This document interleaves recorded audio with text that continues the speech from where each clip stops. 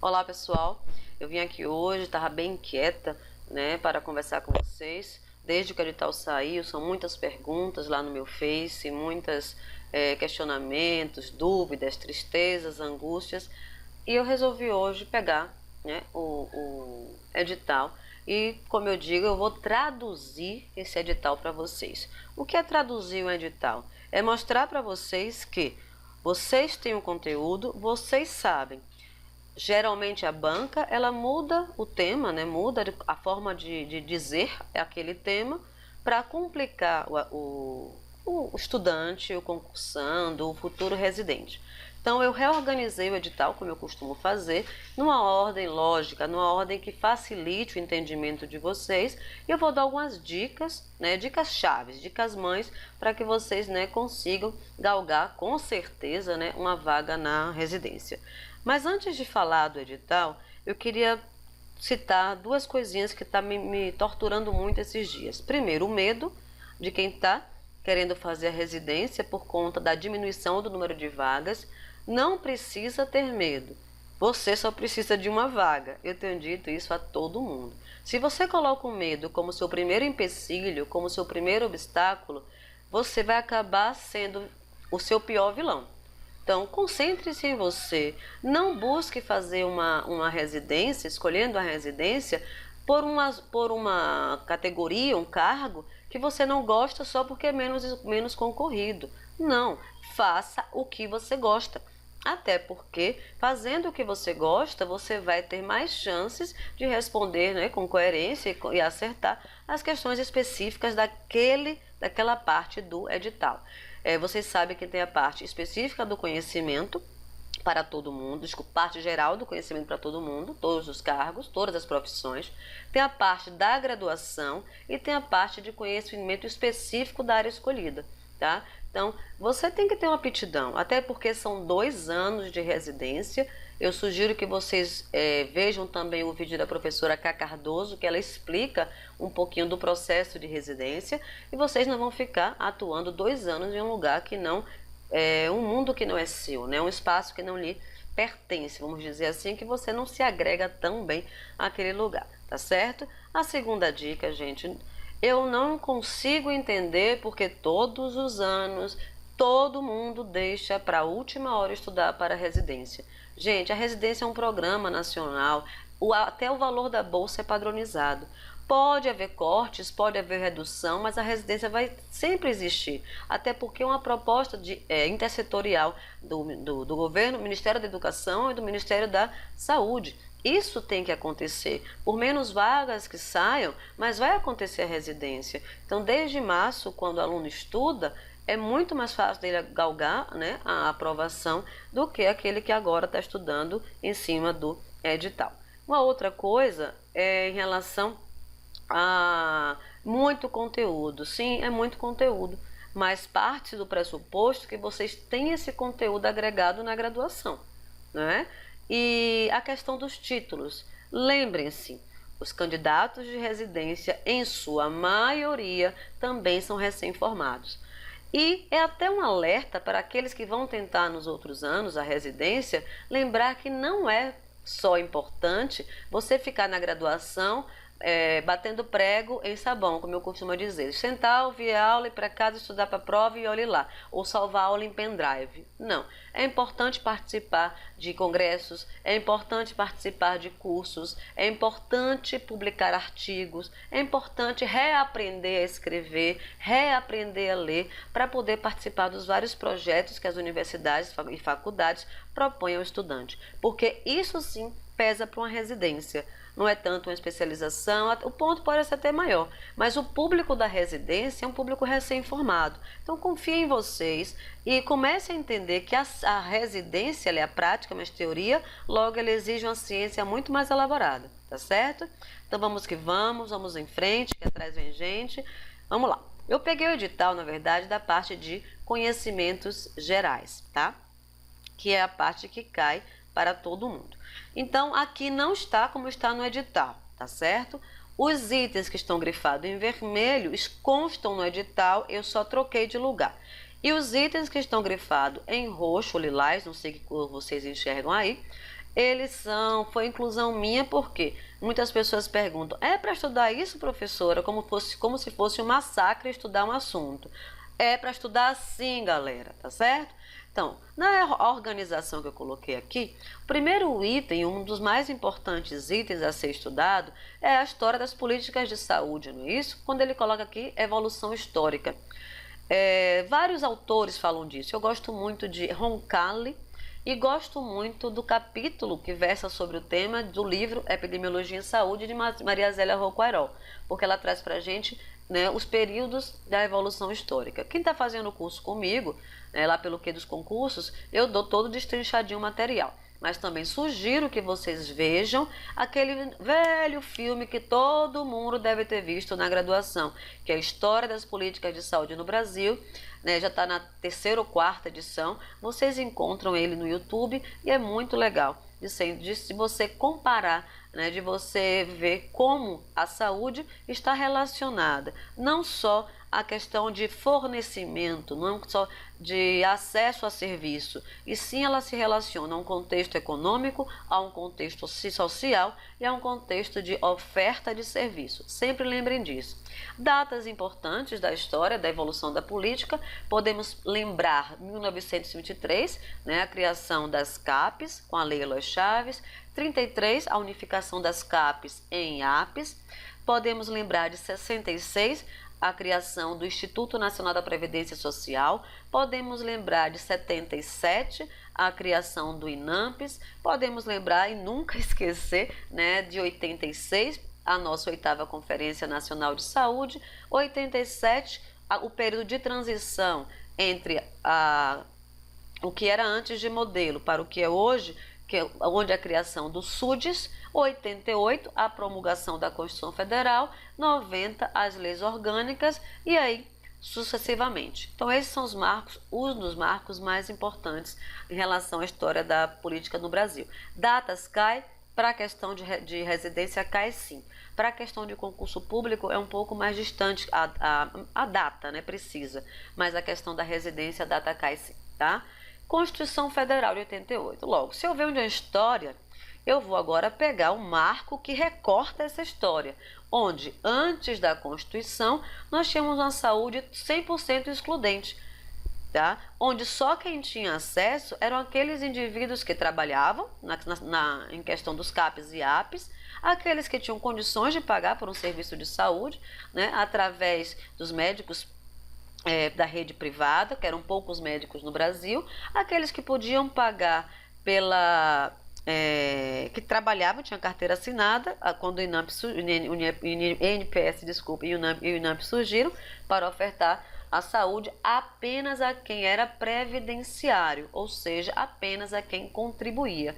Então era uma saúde excludente, os serviços eram excludentes. Claro que tivemos grandes fatos, né? Como a Fundação CESP, que ela veio ofertar, né, nos moldes da Fundação Rockefeller, uma ação de saúde proporcionando acesso, né, aberto à comunidade. Podemos lembrar do PREV Saúde, podemos lembrar das ações integradas em saúde, as AIS, que aconteceram logo, né, em decorrência, na verdade, da nossa conferência, que é a primeira conferência internacional de cuidados primários em saúde, que é a Conferência Internacional de Alma-Ata, tá, que aconteceu em 1978.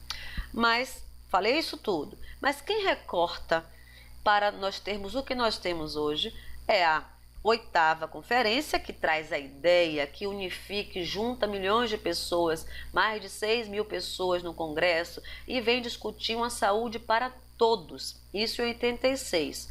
Mas o SUS só é institucionalizado em 1988, quando, pela primeira vez no Brasil, é incluído na Constituição a seção saúde, que está, né, no título 8º da Seguridade Social, ou seja, a saúde é um dos itens da Seguridade Social é um dos componentes do tripé da Seguridade Social, tá certo? E esses artigos da saúde são os artigos 196, 197, 198, 199 e 200. Então, não tem errado, a Constituição é bem tranquila, ela vem trazer para a gente que a saúde é um direito de todos e dever do Estado, vem dizer que a saúde é de relevância pública, vem dizer quais são as atribuições do SUS, vem dizer que a participação, a iniciativa privada pode participar do SUS em caráter complementar, vem falar detalhes que até então não existia. E esses artigos serão regulamentados logo no item que eu coloquei aqui posteriormente, na Lei 8.080, que é 19 de setembro de 1990. É a legislação mais extensa que nós temos, é a Lei Orgânica da Saúde, é a primeira lei orgânica. Na verdade, nós temos duas leis orgânicas, né? No contexto histórico, a Lei 8.080, ela foi... Vários artigos da lei não foram aprovados na gestão do governo Collor e logo em dezembro foi editada uma outra lei orgânica para contemplar aqueles artigos que não foram aprovados. Então a Lei 8.080 ela fala da organização do SUS, ela fala que o SUS é regionalizado, hierarquizado. Ela vem dizer para a gente que o SUS é de relevância pública e é formado pelo conjunto de ações dos municípios, dos estados, do Distrito Federal e do governo e da União. Ela vem dizer que como é o financiamento do SUS. Só não deixa claro o percentual e os valores, mas vem dizer que existem normas de financiamento que vão ser o quê? Fundo a fundo, ok? Já a Lei 8142, ela é bem simples, o que está grifado de vermelho, prestem atenção. Ela vem falar do controle social e também do financiamento, mas muito mais fortemente ela fala do controle social para a gente, trazendo a importância das duas instâncias colegiadas de controle social, que são os conselhos e as conferências. Os conselhos de saúde, é só lembrar, são permanentes e têm caráter deliberativo e são fiscalizadores. As conferências, elas acontecem a cada 4 anos e são fóruns de discussão das políticas de saúde. Ou seja, há uma proposição nessas conferências do que vai acontecer, do que pode acontecer. Eles demandam ideias e sugestões para serem aprovadas ou não. Então, o conselho, ele é obrigatório. Inclusive, é uma condição sine qua non para o recebimento de recursos no SUS, pelos municípios, estados e governo federal. Já as conferências acontecem a cada 4 anos. Uma sugestão de leitura que eu dou para vocês é dar uma olhadinha no site do COSEMES ou do Ministério da Saúde e ler um pouco sobre a 15ª conferência que vai acontecer neste ano de 2015, tá certo? Porque é um tema bem sugestivo para quem está estudando para residência, porque é um tema atual. Quando eu coloco aqui do lado do controle social a resolução 453 de 2012, pode não estar explícita no edital, mas quando se fala em controle social, nós temos que pensar nessa resolução sim, porque ela vem reorganizar uma das instâncias colegiadas. Qual dessas? Os conselhos de saúde. Ela não demanda, não fala das conferências, ela demanda apenas dos conselhos de saúde, tá certo? A resolução 453 é facílima de estudar, ela é composta por 5 diretrizes muito fáceis de ser entendidas. Lembrando que ela reforça o caráter paritário, né, dos conselhos, ela reforça os 50%, né, de representatividade dos usuários, ela traz para a gente que o Conselho de Saúde ele vai ter uma liberdade em relação ao recurso financeiro, uma liberdade em relação à sua organização administrativa e o poder de fiscalizar e também de passar essa contrapartida para a comunidade, ou seja, divulgar qual é o seu papel na comunidade. Então, quando se falar em controle social, lembrem sempre, Lei Orgânica 8.142, Resolução 453 e podem futucar bastante o site do CONASEMES ou do COSEMES, porque lá vocês vão encontrar muitas coisas sobre o controle social, tá bom? E aqui também, que não é tanta dificuldade, o decreto 7.508. ele regulamenta a primeira lei orgânica. E qual é a primeira lei orgânica? A Lei 8.080. Então, o Decreto 7.508, ele tem sido cobrado em prova com muita força, e eu peço que vocês leiam com muita atenção o artigo 2º, que vem falar do que é região de saúde, do que é mapa de saúde, do que é o COAP, do que é o RENASE, do que é a RENAME, do que é uma região de saúde. Então, ele traz conceitos que são cobrados constantemente em prova. Também peço que vocês olhem, quando vocês forem ler o Decreto 7.508, quais os critérios mínimos para se formar uma região de saúde. Peço que vocês tenham atenção também na criação da CIR, Comissão Intergestora Regional, porque nós tínhamos até então a CIB e a CIT, a Comissão Intergestora Bipartite e a Comissão Intergestora Tripartite. Com o Decreto 7.508, nasce a CIR, que é a Comissão Intergestora Regional, que vai estar subordinada à CIB, mas ela passa a existir apenas em 2011, tá certo? O decreto, no seu contexto geral, ele fala para a gente, ele fortalece a integralidade do cuidado, ele fortalece a regionalização, o acolhimento e o acesso. São as palavras mágicas, como eu digo, em relação ao decreto. Sempre lendo ele, lembrando do que foi lido na Lei 8.080, tá bom? Então, a parte densa, a parte de lei seca, é essa aqui. Os outros assuntos, como eu costumo dizer aos futuros residentes, são subjetivos. Não são assuntos que a gente vai encontrar isso é igual a isso e acabou. Não, tem que ter leitura sim. Aí a galera pergunta, professora, não tem só videoaula? Gente, para residência, vão por mim. É muito melhor você ler 10 artigos do que você assistir uma videoaula. Porque a videoaula parte do meu ou do conhecimento de outro professor ou não. Mas um material escrito tem referência bibliográfica, tem um teor científico. Então, por favor, não queiram achar o mais fácil nesse momento. A leitura é ideal, a leitura de conteúdo, porque as questões às vezes citam até autores conhecidos, como Gastão Wagner, Emerson Merri, Carmen Teixeira, Vilas Boas, Jair Nilson Paim. Então, nada melhor do que uma boa leitura, do que ficar só assistindo alguém falar, não é? Às vezes a pessoa só está lendo os slides. Então, fiquem atentos a isso e dessa modernidade é maravilhosa, mas ler nunca ficou fora de moda, né?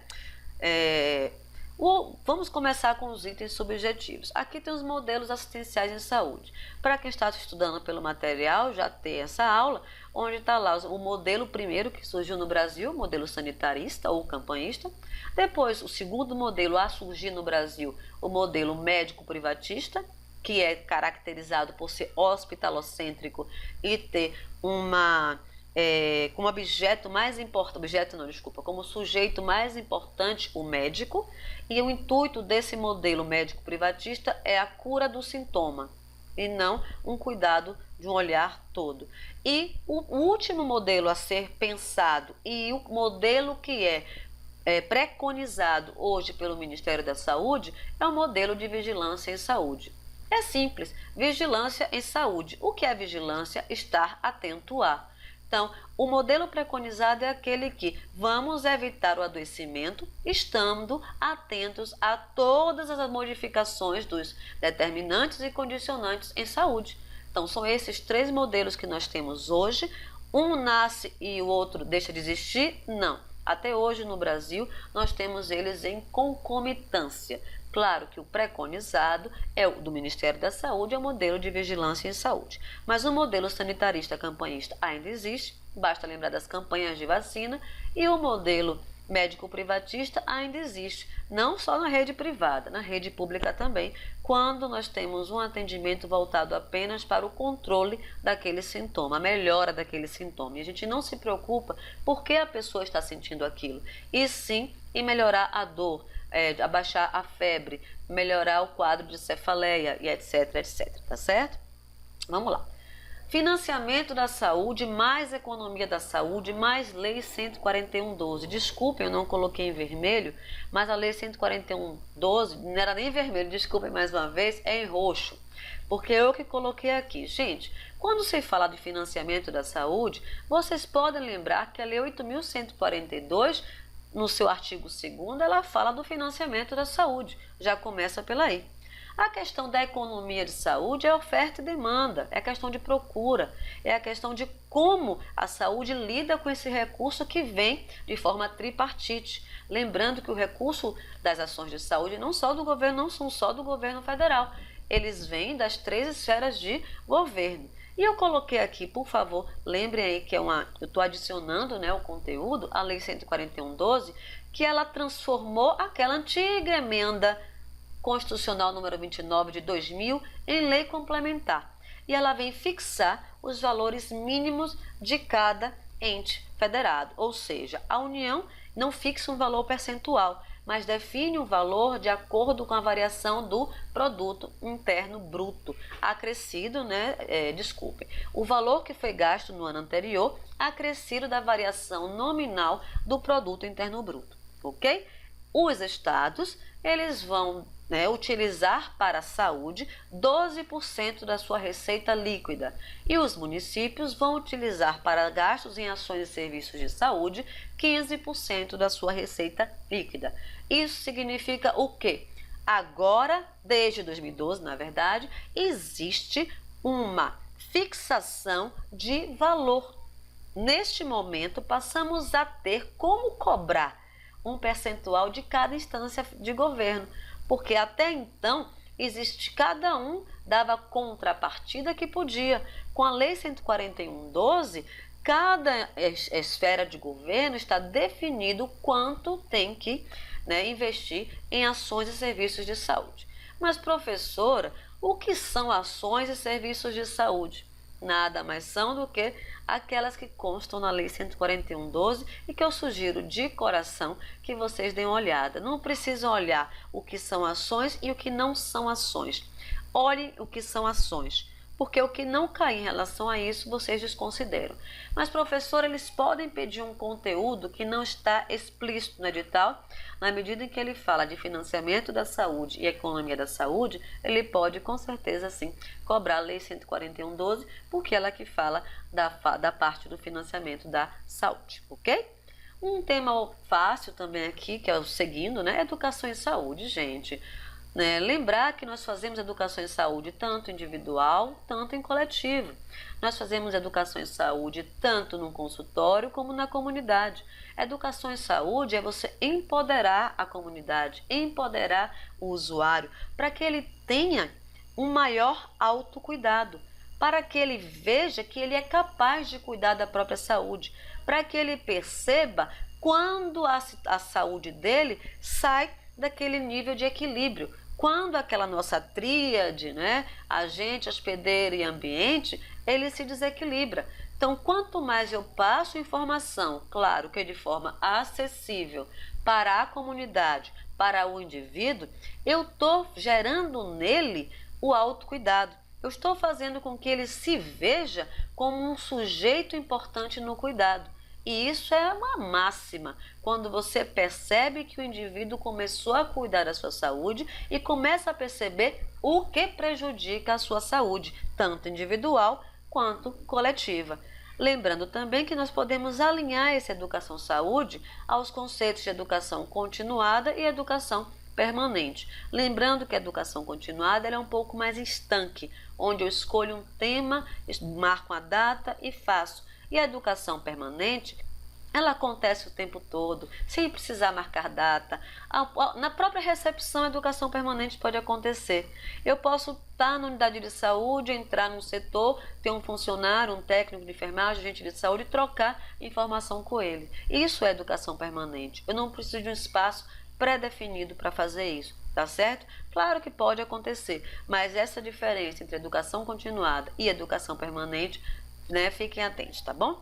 Outro conceitozinho que é tranquilo, que é o conceito de bioética, bio e ética. Bioética é o conceito de ética, aquele conceito filosófico de ética relacionado à vida, ou seja, a nossa postura perante o ser humano, é como a gente lida com o outro, é como a gente lida com o ser humano, é como eu posso ver vida naquilo que eu Entendo como uma técnica, é como eu vou ver o respeito ao indivíduo, é como eu vou perceber que eu devo respeitar para seguir o princípio ético do que eu devo fazer e tenho que ter ciência do que eu não devo fazer, porque isso fere a ética, tá certo?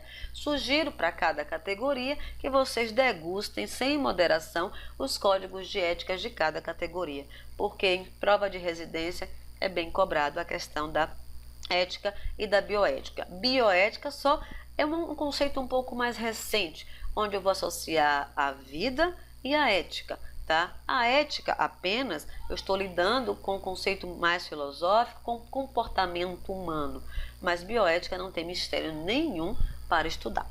Conceitos de eficácia, eficiência e efetividade. Não vou nem falar, né, de explicar nada disso aqui. Eu só quero que vocês vejam Dona Bédia, tá certo? O que cai em prova são os conceitos, os pilares que Dona Bédia traz para a gente. E um material interessante para vocês é um caderno que ele é bem antigo, mas é atualizado constantemente, né? Parece que até uma redundância, não, uma contradição que eu falei. Ele é antigo porque ele foi feito há muito tempo, mas ele é atualizado constantemente, que é o caderno chamado de Saúde e Cidadania. Podem buscar nesse caderno na internet e vocês vão ver os conceitos e os pilares que Dona Bédia traz, né, para a qualidade dos serviços de saúde, tá certo? E aí vai incluir os conceitos de eficácia, eficiência e efetividade. Epidemiologia, o que estudar? Os conceitos mais importantes, o que é um surto, o que é uma epidemia, o que é uma pandemia, o que é um risco relativo, o que é um risco absoluto, o que é um indicador de morbidade, o que é um indicador de mortalidade, como calcular a mortalidade geral, como calcular a mortalidade proporcional.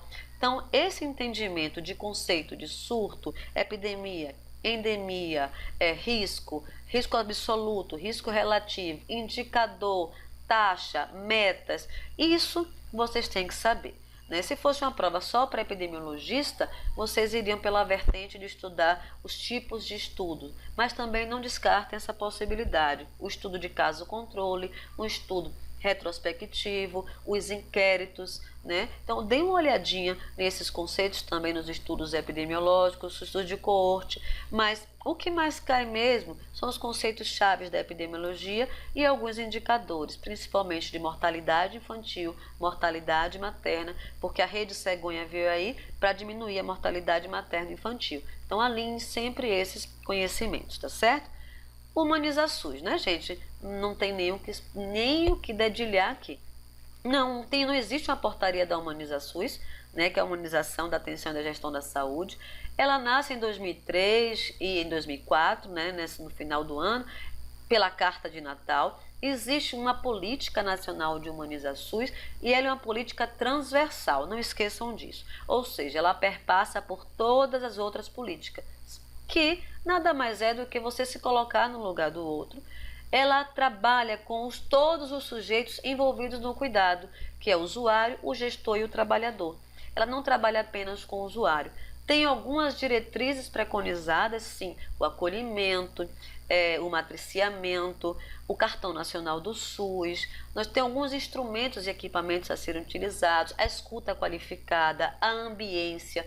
Então, quando vocês lerem Humaniza SUS, leiam com o coração que aprende rapidinho, até porque é o que a gente deveria fazer todo dia. Lembrando de uma coisa, acolhimento não existe a necessidade de um espaço físico. Acolhimento nada mais é do que a complexa, né, a ação de ouvir de forma qualificada. Mas como, professora, fazer isso? Dá-se um jeito quando se tem amor no peito, né?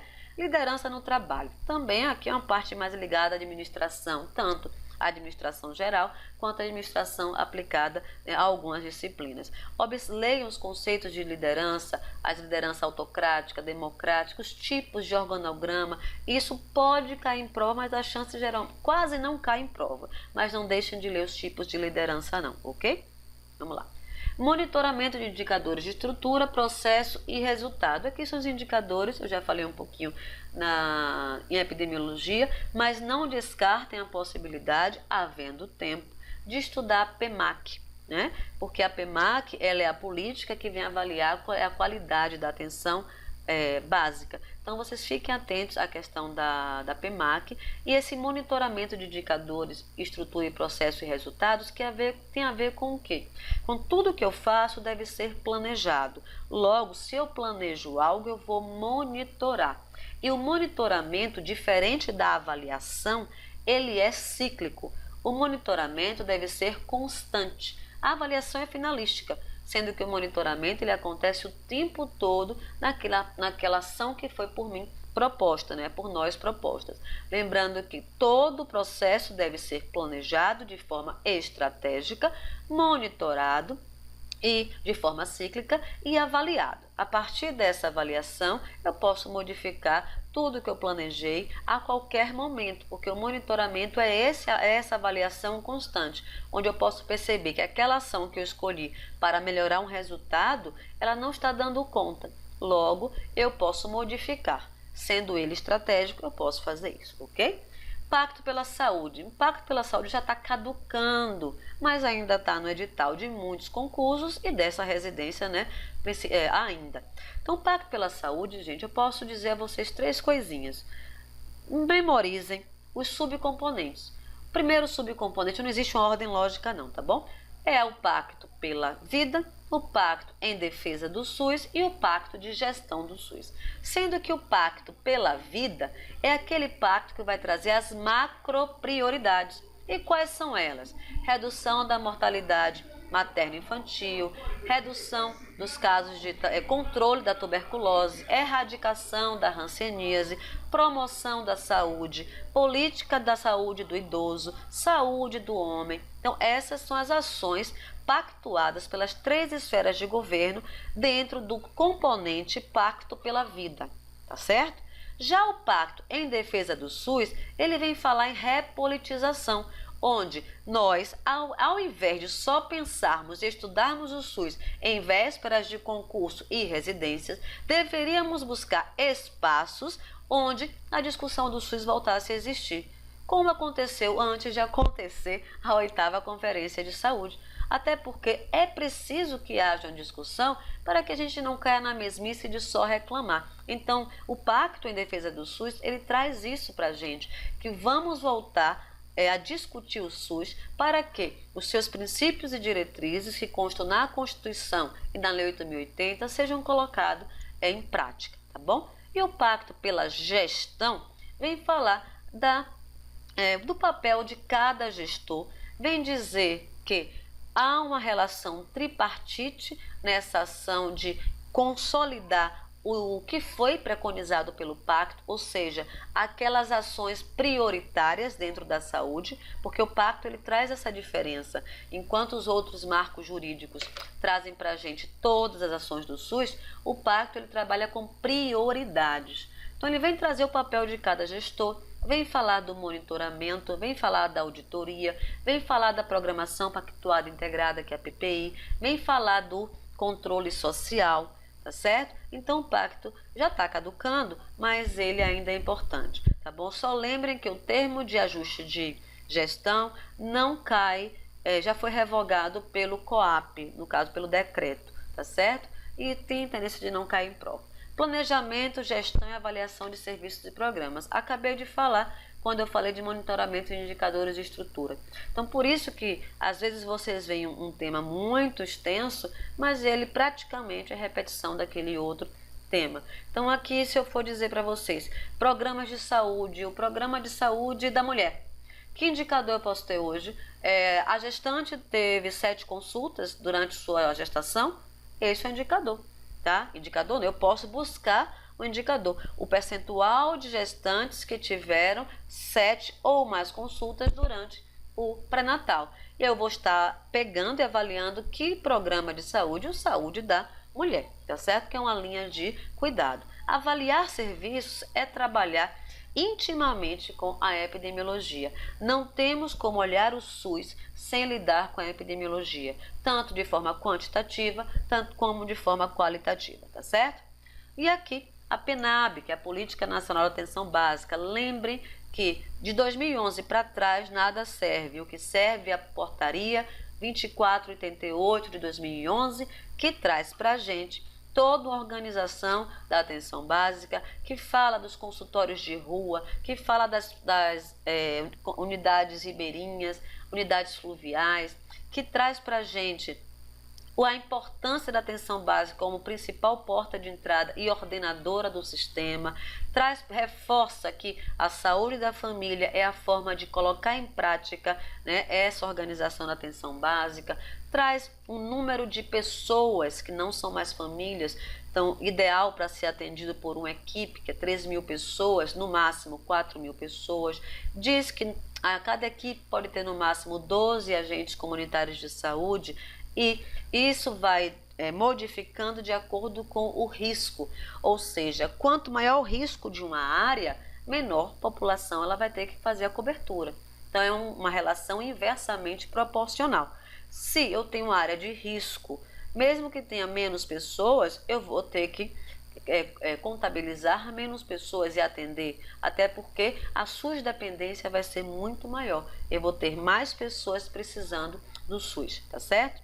A Política Nacional de Promoção da Saúde também é recente, ela praticamente se traduz, não há uma dificuldade, é lembrar que promover a saúde não está só ligado ao setor saúde. Promover saúde está ligado intimamente ao conceito ampliado de saúde.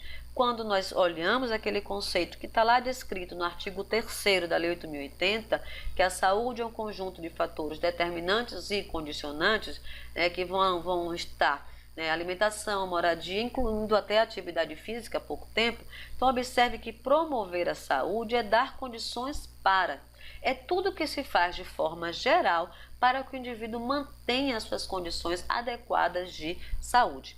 A prevenção ela é mais específica, é quando eu tenho um alvo a atingir. A promoção é um todo, o saneamento básico, a alimentação saudável, a prevenção, vamos dizer, a vacina. Então eu tenho um alvo a atingir, que é tal patologia. Então a promoção da saúde, gente, é a gente trabalhar com um olhar bem amplo, lembrando que nossas ações em saúde devem ser o quê? Intersetoriais, vários setores juntos para chegar a um conceito ampliado de saúde, a um conceito social de saúde, tá certo? Processo de trabalho em saúde. Não precisa nem desenhar isso, né, gente? Aqui é a forma com que se organiza, né, o processo de trabalho em vários setores. Quando se cobra isso como conhecimento geral, eles vão estar pegando, né, do conteúdo teórico, como deve ser o processo. Geralmente eles vão cobrar que ele vai ser planejado, que deve ser monitorado, que devemos ter reuniões, que deve ser feito em trabalho em equipe multi e interdisciplinar, que esse processo de trabalho tenha resultados, né, que garantam a melhoria da qualidade de vida e de acesso aos serviços de saúde. Então, o processo de trabalho de saúde é um tema que está muito mais ligado à prática. E quando ele se transforma em conteúdo teórico, vocês vão ver que até os artigos que citam, eles trazem para a gente situações onde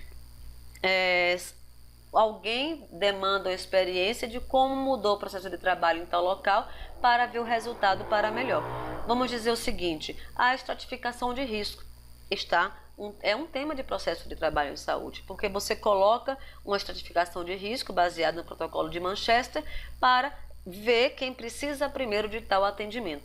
Então, isso é uma mudança no processo de trabalho. Quando eu implemento o acolhimento no meu serviço ou setor, eu estou mudando meu processo de trabalho. Quando eu começo a agrupar outros saberes de outras categorias profissionais, eu também estou mudando meu processo de trabalho em saúde.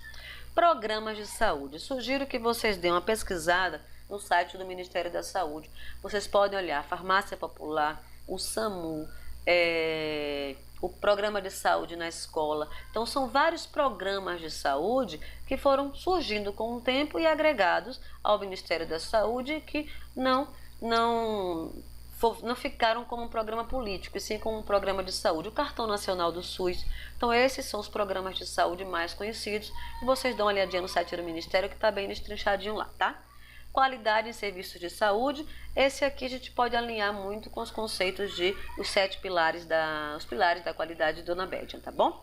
Segurança do Trabalho em Saúde, sugiro, dê uma olhadinha na NR32, que vai falar fala completamente da segurança do trabalho em saúde, tanto do profissional quanto do paciente. Lembrar aqui do uso dos EPIs, dos riscos químicos, biológicos, físicos, mecânicos e ergonômicos, isso é interessante.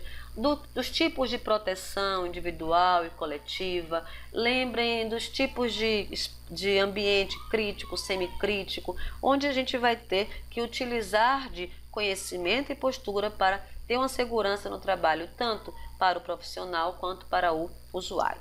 Trabalho em equipe multidisciplinar. Sempre esse assunto é cobrado quando ele tangencia a subjetividade mesmo. Traz características de quem trabalha com equipe multidisciplinar. Lembrando que o trabalho multidisciplinar é a união de pessoas. Para que ele tenha muito melhores, né, resultados, eu preciso fazer um trabalho interdisciplinar. É quando eu tenho uma equipe multi e essa equipe multi está tão apta a trabalhar em equipe que ela consegue escutar o saber de todos os envolvidos naquele tema, naquele assunto. Porque cada núcleo do saber tem a sua particularidade, cada núcleo do saber tem a sua gama de ações que são específicas a ele. Então, o que melhor do que você atender, né, um paciente, um usuário, uma pessoa, um cidadão de forma multi e interdisciplinar?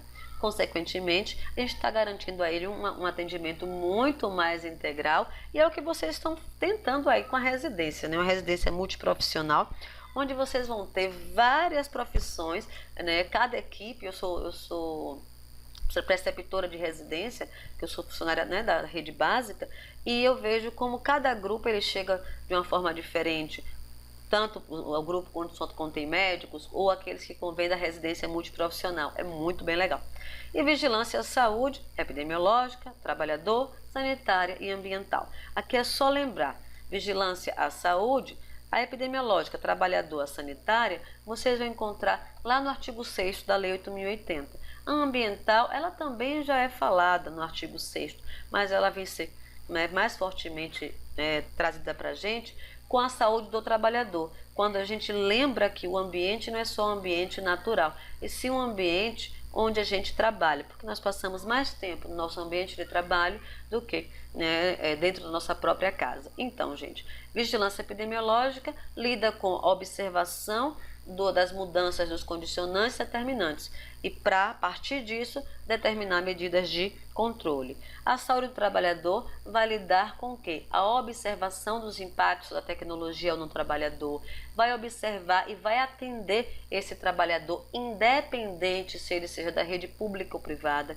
A vigilância sanitária vai lidar com bens de consumo, seja que tenha contato direto ou indireto, né, à saúde, e ambiental, como eu já falei, vai lidar com a segurança do ambiente para o trabalhador e para as pessoas. Aqui se inclui o saneamento básico, desmatamento, aqui vai incluir a climatização dos ambientes de trabalho, aqui vai incluir os riscos ergonômicos, químicos, físicos, biológicos. Observe que tudo está entrelaçado. Então, gente, nesse pequeno vídeo, orientação, fala, sei lá o que me deu um rompante de fazer. Eu sou uma mulher em excessos, né? Poucas pessoas entendem isso, mas muitas pessoas também são assim. Eu dei um pouquinho de cada tema para vocês. E lembrem-se sempre que você só precisa de uma vaga, da sua confiança em você, tá certo? Se vai sair outra residência ou não, eu não sei. No dia que eu tiver bola de cristal, eu estarei milionária. Mas por enquanto, eu só trabalho com o que está na minha frente. E começo um outro curso, né, ano que vem, com o mesmo edital desse ano, porque eu sei que praticamente é a mesma coisa. Pode mudar a bobagem por conta da 15ª conferência. Antes de terminar, eu queria dizer que nós estamos com mais 2 enfermeiros na nossa equipe. A enfermeira Perla, que é da região Centro-Oeste, e o enfermeiro Rafael, que é da região Sudeste. Vamos fazer cursos completos, já estamos com cursos completos. O Rafael está lançando agora um curso só de questões comentadas para a residência, inclusive. Quem quiser adquirir, já vai estar disponível no site daqui a alguns dias. E a Perla vai, junto com o Rafael, né, e a Prozinha aqui, a gente vai estar estruturando cursos amplos em na parte de enfermagem, não só com a parte de PDF, mas a parte de vídeo também, discussão de questões, comentários. E não esqueçam, para quem está nos cursos, que nós temos nosso fórum de dúvida. Eu posso não responder imediatamente, porque eu tenho que chegar em casa, parar, olhar, ler tudo direitinho. Mas podem colocar lá as dúvidas e sugestões de vocês, tá bom, meus amores? Beijos e queijos. E aqui eu deixo o meu mantra sempre, que é uma música de Walter Franco, cantada por Leila Pinheiro, que traz que tudo é uma questão de manter sempre a mente quieta, espinha ereta e coração tranquilo. Muita paz para vocês, beijos e queijos.